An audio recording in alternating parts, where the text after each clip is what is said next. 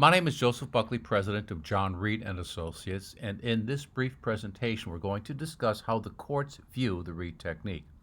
But before we get into that discussion, I want to talk about the essential elements of the Reid technique so we're all viewing the court decisions from the same perspective. The Reid technique is basically a three-stage process. The first stage is what we call fact analysis. Fact analysis involves looking at the case, facts, and evidence to determine the scope of interviews. Who do we need to talk to? And so obviously if there's a victim or witness, we're going to talk to them to get from them what happened, the details of the event, the location, the time, maybe a description of the offender, etc. And based on the information we learn from those individuals, as well as the information we gather from the scene of the crime or how the event took place, we're going to determine a group of potential subjects to interview as possible offenders. The interview itself is what we call the behavior analysis interview. This is always a non-accusatory, non-confrontational interview in which the investigator plays a neutral, objective fact finder. The purpose of the interview is to develop information, the subject's story, their activities during the time period in question, their relationship to the victim, if it's relevant, their alibi, the who, what, when, where, why of the situation and their behaviors during the time period in question. If the information gathered from the interviews and from the investigation indicate that this particular person is the probable offender, only then does interrogation become appropriate. And when we interrogate, we have a set of core principles that we follow, and I want to share these with you so that you have this as background to our subsequent discussion. Always conduct interviews and interrogations in accordance with the guidelines established by the courts.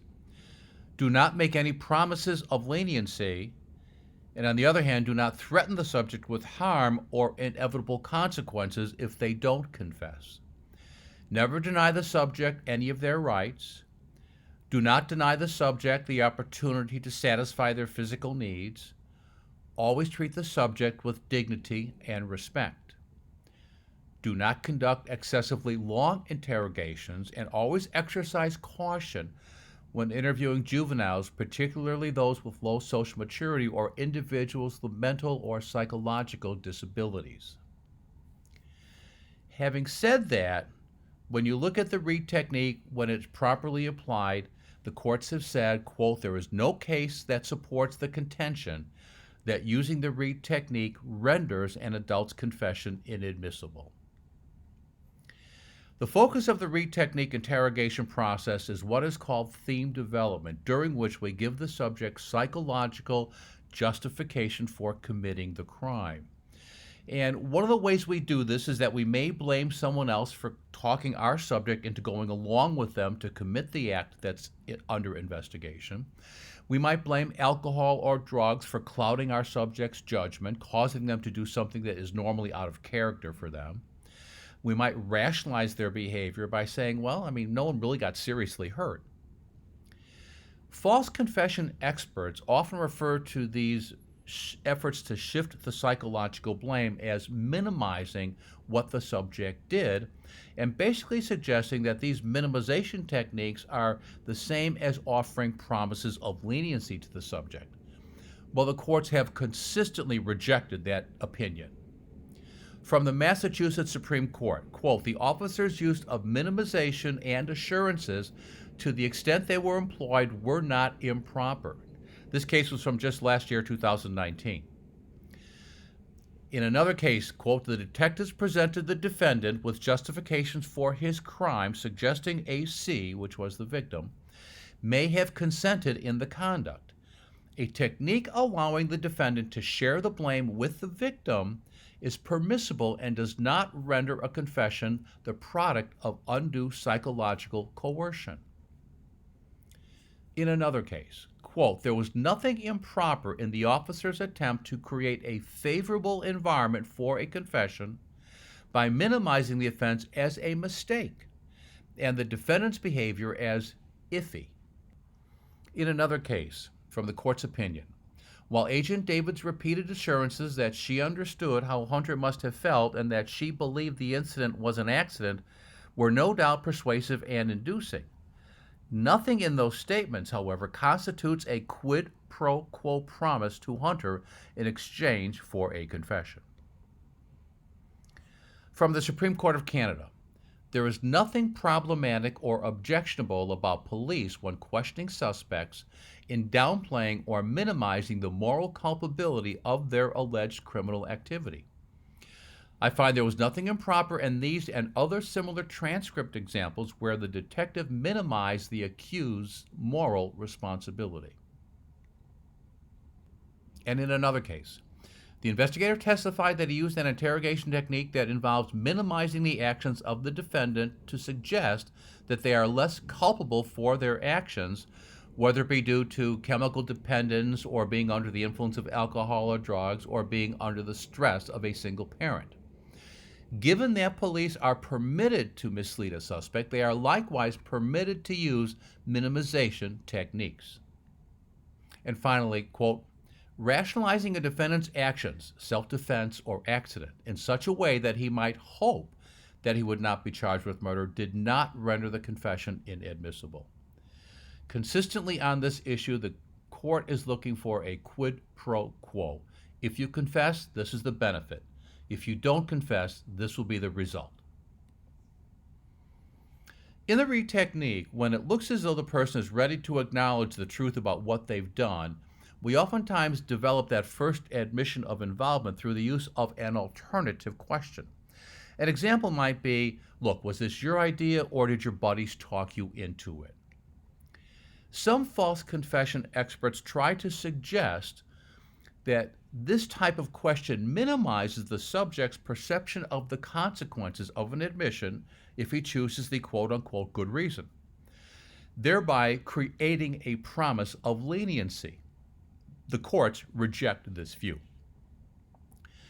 The most important decision in all cases is to look for a quid pro quo offered by the interrogators, regardless of whether it comes in the form of a threat or a promise.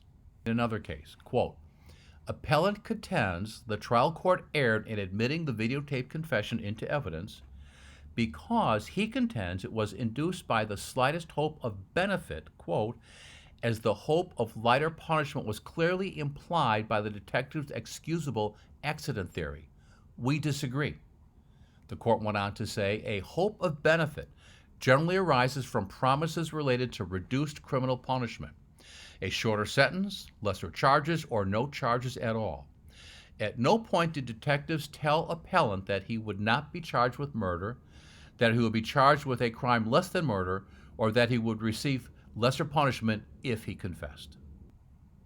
I would like to give you an illustration where a false confession expert's testimony about the alleged coercive nature of the Reid technique, quote unquote, has no basis in fact.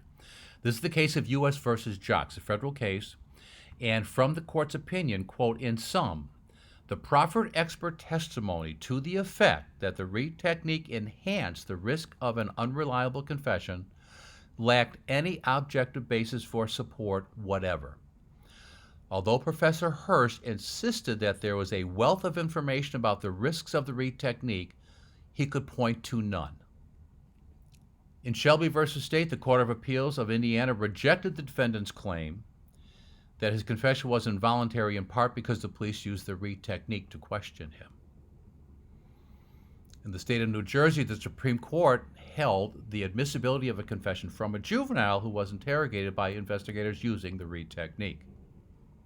In People v. Gallo, the court rejected the effort to suppress the confession, stating that the interrogator, quote, used a technique, Reid technique, he learned in his police training, and his use of it followed what the courts have deemed to be permissible. From the military court in U.S. v. Senior Airman John Freeman, in reviewing the investigator's interrogation techniques, which he had identified as the Reid technique, which elicited an incriminating statement from Freeman, the court found that we find no basis to conclude that the Air Force Office of Special Investigations overbore the appellate's will in eliciting the incriminating statement. State v. Meyer, the Supreme Court of South Carolina upheld the admissibility of a confession by investigators using the Reid technique. The Reid technique is the safest way to approach an interrogation, keeping in mind the core principles must be followed as we outlined earlier in our presentation. False confessions occur when investigators step out of bounds and do things that the courts have found to be coercive, such as threatening harm, threatening inevitable consequences, denial of rights, promising leniency, etc. On our website at reid.com, you'll find quarterly legal updates. Every quarter we publish legal updates having reviewed cases that deal with interview and interrogation issues. There are literally hundreds of them that will support the proper process as described in the Reid technique. Thank you very much for taking a few minutes to view this presentation.